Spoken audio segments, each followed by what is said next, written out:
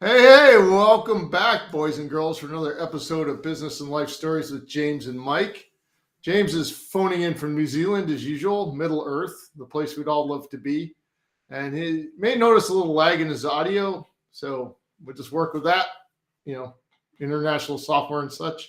Our guest this week, I am so excited to get on this show, Dr. Wendy LeBorgne, who is a voice pathologist and knows way more about voices and all the things that are so important to speaking than most of us ever thought about.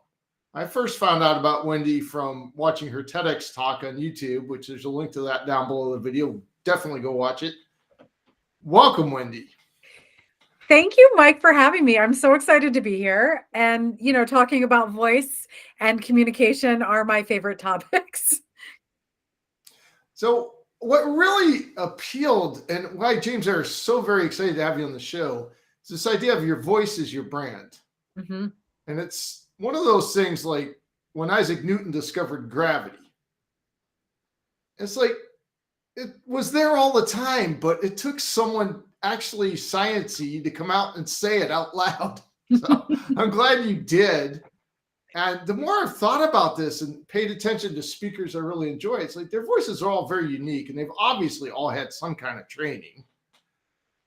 What is it about our voice that inhibits us from success, particularly in the entrepreneurial space? What holds us back? I think if I had to say the number one thing that I feel holds people back is if they are inauthentic in either the delivery of their message or something along those lines, because our voice is essentially like a thumbprint. It is truly unique to us based off of our experiences, our culture, things. If you were potentially intubated as a child and there was an injury, it's going to potentially create this scar to your vocal folds so things don't vibrate normally. So when people don't deliver an honest message, that inauthenticity is something that we pick up vocally almost immediately. And so it's really actually fairly difficult to disguise that. So if you're wanting to get funding for a new project, or if you're in a business relationship or wanting to develop one, and there's this inauthenticity in your voice, that's probably the number one thing that I think is a downfall, because people unconsciously pick that up. So does the inauthenticity come from a lack of inner conviction that the product or service a person is selling is really good, that they really believe in it? Or is it coming from some other insecurity?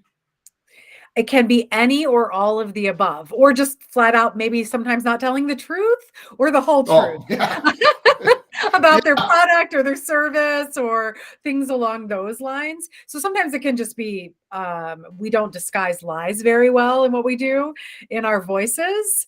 If we're nervous, if we're excited, if we're anxious, those things come through in voice.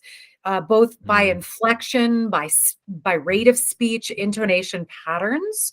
And again, those are often unconscious things that we as listeners pick up on.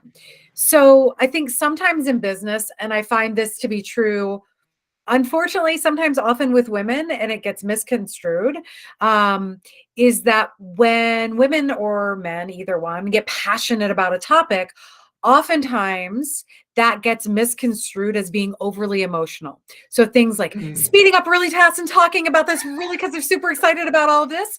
And so that gets misconstrued. The excitement kind of crosses the line into I'm just shutting down as a listener to what they're saying. Well, following that, it seems like then when we're super excited, the idea is to try to hold ourselves back a little bit or go a little bit slower. Is that the right idea? It can be a balance of those things. Because I think, again, if we go on the too slow range, if people have an awareness of that and they slow it down too much, that sort of becomes perceived as condescending. So it's really all of those elements that go into your voice brand and that become unique to you, because each of us come to the table with different personality types. And so if you're an enthusiastic person naturally, and you come into a meeting or you come into a situation, and all of a sudden someone's told you to slow your speech way down, all of a sudden that's throws your listeners off. So I think it depends on the situation. Some general rules of voice that we go by. If we slow things down in rate of speech, we often want our listeners to key in a little bit. So if I tell you this, I need you really to listen. So we combine those things with inflection patterns or loudness. We've all heard that the pause is super important. Oftentimes, as a listener or as a speaker, using a pause makes everyone uncomfortable, especially even on a virtual meeting, right? There's silence. Nobody likes silence.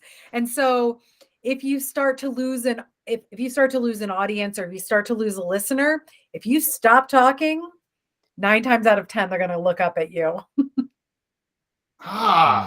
That's a really interesting. I don't think I've ever tried that in my speeches. I'm going to try that. That sounds like fun. Now, what is it? I've always been curious. What is it about high-pitched? I guess pitch and frequency are sort of related. What is it about a high-pitched voice that sort of makes us not want to listen? So pitch and frequency, let's talk about that for a second, and then I'll answer that question. So pitch is the perceptual correlate of frequency. Frequency is something we can measure, and we measure that in hertz. It's the number of vibrations per second. So pitch is something that we perceive as relative based off of our experiences. So some of your listeners may perceive my voice as being high pitched or low pitch based off of their experiences around pitch. But if we can measure, I have an ability to measure my fundamental speaking frequency or average fundamental speaking frequency. I know that it lies somewhere around 180 hertz. So 180 vibrations per second on average is just generally where my frequency range lies, regardless of how you perceive pitch. So going back to your question on why do we perceive high pitch, you're telling me you're perceiving high pitch as maybe a negative. If we think about things even in nature that are dangerous, annoying, those are often going to be high pitched things or high frequency things. So nails down a chalkboard is that screech sound, right? Sorry to bring that up, but that's a high screech. A blood curdling scream of like that. I'm not going to do it because I don't want to anybody who's listening left it out. And so I think oftentimes we get that perception. It creates this really strong reaction in a lot of people. And I think that's likely the reason why. We don't know all of the neurobiology of this, but there's some pretty good brain mapping on some of this. It's just fascinating because your field of science is more oriented toward biology than my field of rocketry. And yet frequency, every metallic element and every metal alloy, and most of which, a lot of those are used in spacecraft, have an inherent frequency. Yes. Even sitting still, they're still moving.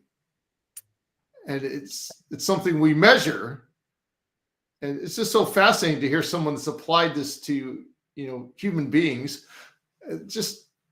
So what is the thing that would make someone like I know you've coached a lot of performers and singers and preachers and CEOs and a lot of various applications. Is there a common thread into what goes into making someone's voice better quality or improving the quality? I think uniqueness always gets hired over perfection. And if I can nerd out on you for a little bit from a science geeky standpoint, and maybe you want to cut this out, but if we think And the listeners go, oh my gosh, they're totally nerding out.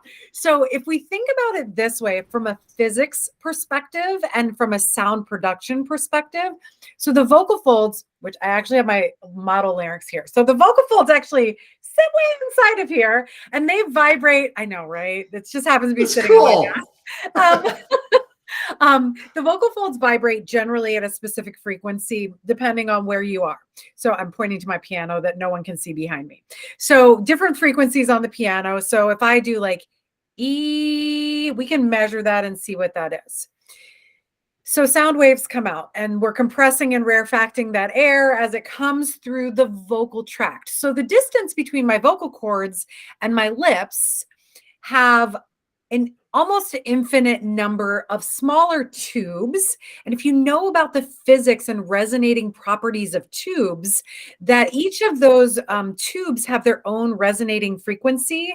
And so by people having like tight throat, or like they don't move their mouth at all, or they're changing the tubes and how this frequency is shaped, which also ties into artistic performance, or how do we create vocal beauty or things like that.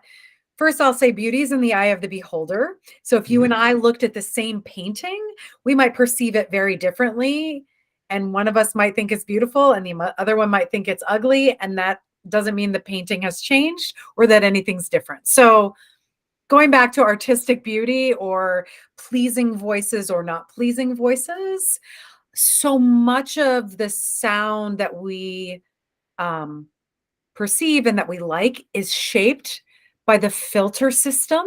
And really the balance between your breath, your sound, and your resonators is what we train in elite speakers and in performers to maximize performance at the most efficient way possible. Because I could probably teach you to do a different voice quality or a different type, but if it's not efficient, you're not going to be able to maintain that for a presentation, or in my world too, for 8 times a week shows or things like that. So it's got to be efficient in your own system, and that's based off of physics, physiology, etc. Fascinating. Now that I've subjected James to all the science, and I know he's, as our listeners have known for a long time, he's a former professional blues player and singer. I'm going to let James ask some questions. I could tell he's got a bunch. He wasn't singing. He could sing. No. I think what always interests me and what I generally love to delve into is fear and vulnerability and becoming our greater selves, and how we're often held back. And a little bit about my story. So I had a very bad stammer for decades, and it got to the stage where I wouldn't, like at university and whatnot, I would ask my mates to go and buy a beer or something, and then it became like I sort of blamed it for what I wasn't achieving, because I wasn't making, like, I didn't go up and speak to a girl, or I didn't phone someone for a job, or so. It was like having that vocal. It wasn't so much; it was more of a vocal problem, but the vocal problem kind of manifested itself or grew itself into a much larger issue. And then, as many of our listeners know, I started. I trained in sales because for me it was the most scary thing ever to be able to pick up a phone. And Mike and I met in a professional sales mentoring group, and we do hundreds of hours of role playing. And it was during that process that I wouldn't say I've cured the stammer, but it's fairly negligible now. So I guess coming from that perspective, like having gone through that journey and had so many years where I felt it held me back, and then I suppose I grabbed that fear and sort of worked through it by doing so many hours role playing. it kind of changed. It has changed in my life. So I guess from that perspective, from a business or startup, if CEOs, if business owners don't want to make that call, a follow-up call or some sales calls, some cold calls, or the way to grow our business. What are some simple things without having to join a sales mentoring group and doing hundreds of hours of role playing?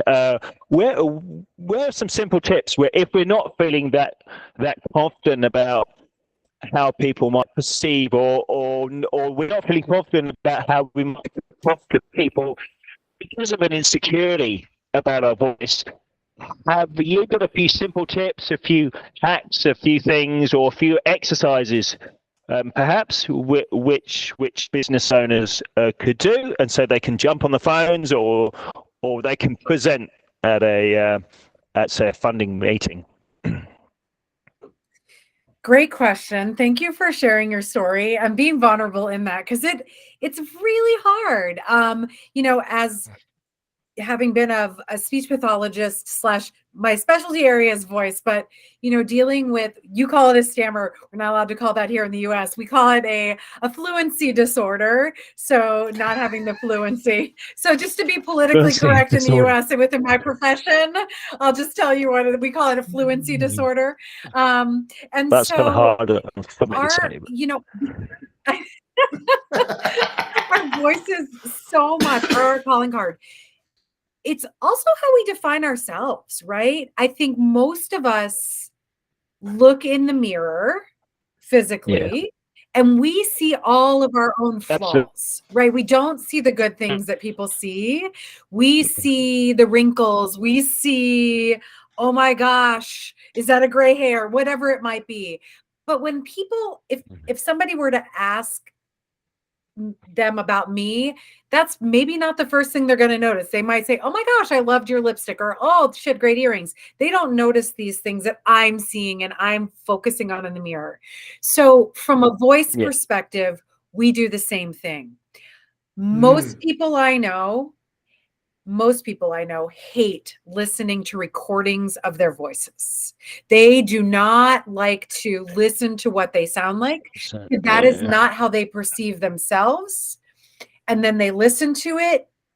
First, they don't want to ever listen to it again. And B, they start hating their voice a lot of the time. I know very few people who sit down and go, oh my gosh, I sound amazing the first time through. I do have some of those, but mostly no, I don't have a lot of those, especially as speakers. I will say maybe more my singers, but they get super critical too. But going back to that, like, what can you do? First of all, I say, in some of my training programs, I say we get naked, vocally speaking, not fully, but that this idea that what is it that you perceive? And then I know you did this probably in your sales group, but what do other people perceive about you? And oftentimes that is not congruent, that you perceive your voice as being a 2 out of 10, and everybody else might rate your voice as a 7 out of 10. So first, we've got to get out of that negative mindset to give us the confidence to go in and make those sales calls or cold calls in what we're doing. Some tips and tricks. So I am starting to use AI technology with my clients. So think of it like we can train you where you can practice on your own at home in front of an AI technology. It's going to provide feedback on your pacing, your eye contact, how many filler words you use. I can create this for my clients to be able to go in and practice. It's a great platform and I'm super excited about it, but that's a way that's going out into the world where I feel like AI is at least being used in a really positive way, to be able to help people sort of in the privacy of their own home. Kind of like going to the gym. Most people I don't want people watching me go to the gym to work out. The hope is that I'm going to look better on the other side, right? I don't need people. I don't need people to watch you practice like getting better at being comfortable speaking, but the only way to do it is speak. We can't imagine it. We can't just look at the treadmill across the room and hope that we're going to get in shape. You actually have to get on the treadmill and use it. So this is similar to that. Yeah. I'm actually having to go to another meeting in a couple of minutes, but I think that's so important. And I suppose to give an example, I mean, as a matter of inspiration, have you had clients who maybe similar story to me, who felt held back, and then they've come to you, and have you got sort of not a success, well, yeah, like a success story or an inspirational story which might inspire maybe some more cautious business owners to take the leap of faith, which I obviously did, but really to know that there is a better life on the other side, through working with yourself, or through just having the courage to put aside being self-critical, and, as you said, picking up the phone or making maybe a shorter presentation. But have you got an inspiring story where just to encourage any business owners who might be feeling a little bit shy? Sure. I mean, I hope that most of my clients get to come out feeling like they're empowered in their ability to use their voice, that we don't strive for perfection, but we aspire towards excellence, and that's different every day. As far as a personal story, I think maybe some of my favorite stories, there's a women's like startup group here where I live. And I go in often and help them working on their pitches for the venture capital funding that they're going to get. And so one of my favorite things to watch is to have them get up and do their pitch. And then we talk about what went well and what didn't go well. And I think the majority of them come out feeling like, I am in a good place. I have some things that I can do. And then they get I think for me, it's if they get their funding, or they feel better about themselves, or they're better able to, convey the meaning of their product. Sometimes it's just that extra set of eyes and encouraging to craft that message that's inside of you to be able to come out. And I think that's probably one of my favorite things to do. Yeah, absolutely. Well, I would like to personally thank you now for your time, and I know that Mike will probably have a couple more questions, but that is a fantastic takeaway for myself and any other listeners, that is it's a matter of growing and embracing and not being shy, really. And Wendy, thank you so much. Although short, I've learned so much, and I'll be listening to the whole podcast, so thank you so much. Thank you, James. I appreciate it. Have a good night. Thank you. Bye. Oh my gosh, Wendy, I am so curious. The TED Talk, the PhD, like all the high level people you're helping, and you obviously get a lot of your energy from helping people. Is that something you see, like the ladies group you mentioned, to the people trying to get funding? Do you see more entrepreneurs that are doing their businesses because they genuinely want to help people, or are there more that are just like, they're unemployable and need to make money? Because that was me when I started, but I realized my real motivation was helping people. It's just, the surface was not, and still not unemployable by any known corporation. Yeah. That's me. That's all right. As is also like an entrepreneurial spirit, I think the majority of people and hopefully the clients I attract are the clients that are a good fit for my personality and for me, right? Just to say that. Yeah. But Yeah. I feel that the majority of clients and entrepreneurs and business owners that I've worked with or that I tend to gravitate towards are doing their business and their entrepreneurship out of their passion and marrying kind of their passion and their purpose. And sometimes their message might just need clarification. And I do think, I don't know that it's always to help other people, but I would say oftentimes it is to solve a problem, which ultimately helps people. And I love the thought leaders in this in all different industries. And I think that is so exciting. And my little sliver of the pie is maybe to help their voice be heard, but the ideas and the energy, I think it comes from their passion, their purpose. Oftentimes it is helping others or to help others solve a problem. I'm generally encouraged that I don't feel like the majority of people are getting into whatever their business is to just make money. Like I don't get that sense, at least with the folks I've worked with.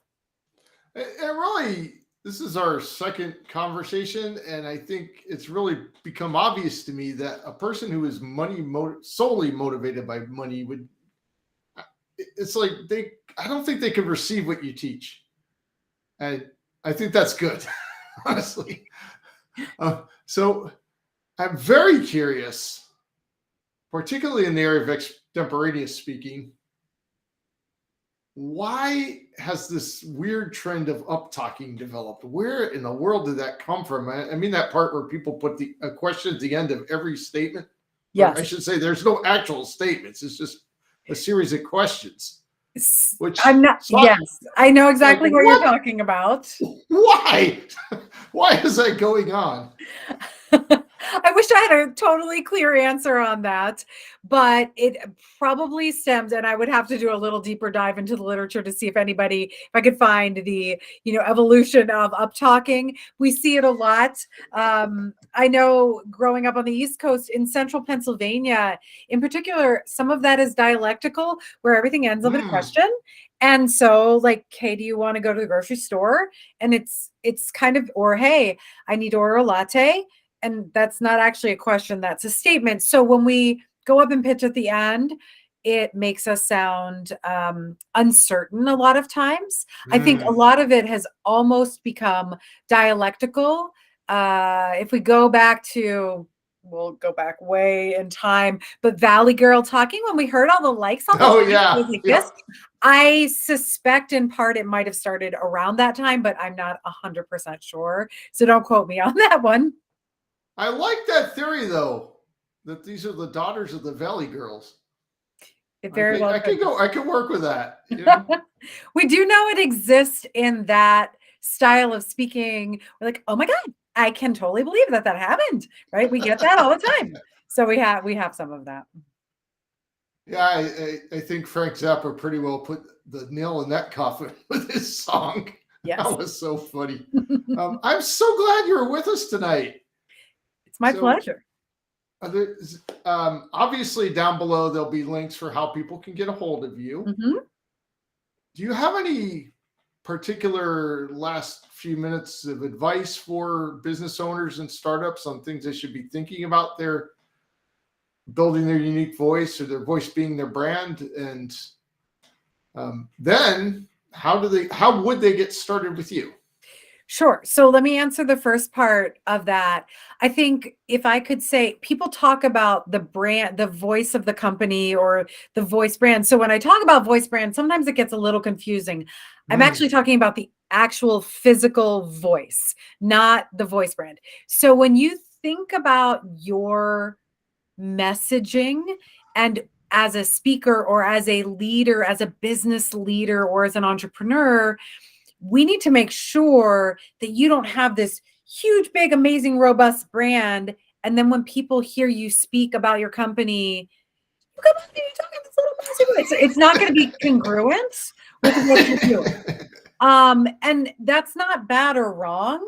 It's just not a congruent message. And if we go back to that authenticity statement, that becomes very important. So when we, having worked with, say, voiceover artists and things like that, if you're doing a monster truck commercial, it's very incongruent if you're like, monster trucks, come see us, versus monster trucks. And then they underlay that. And like, that's what people are it's congruent with the brand of monster trucks, right? We want that actual voice to match the branding of your company, your mission, your vision, your values in what you do. So I'll say that about that.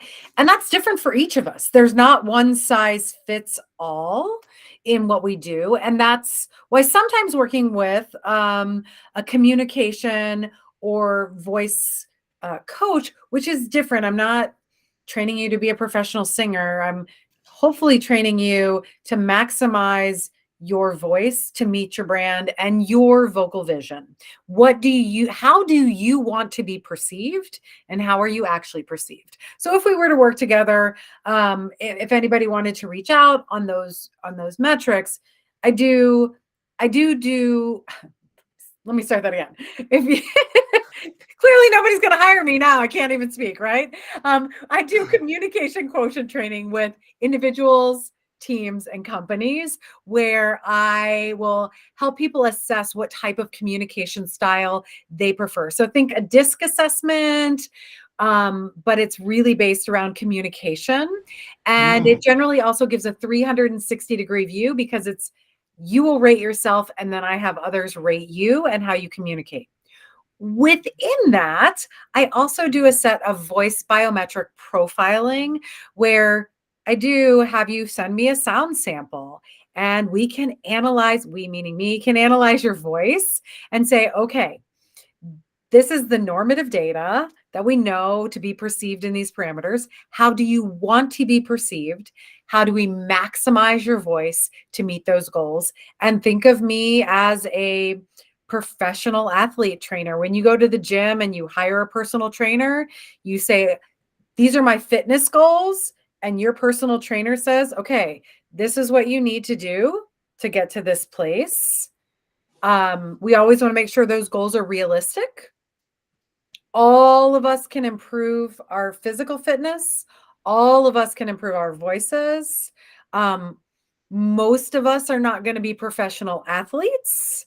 And most of us, unless that is your, primary focus, may not be at that top level of speaker.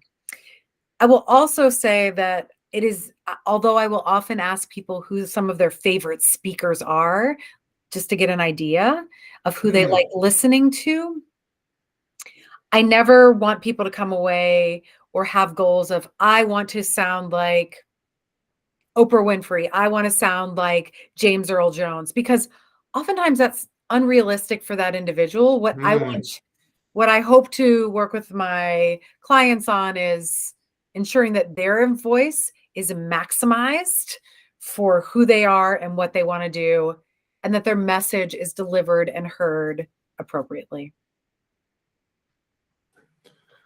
Excellent. I'm so happy you're here tonight.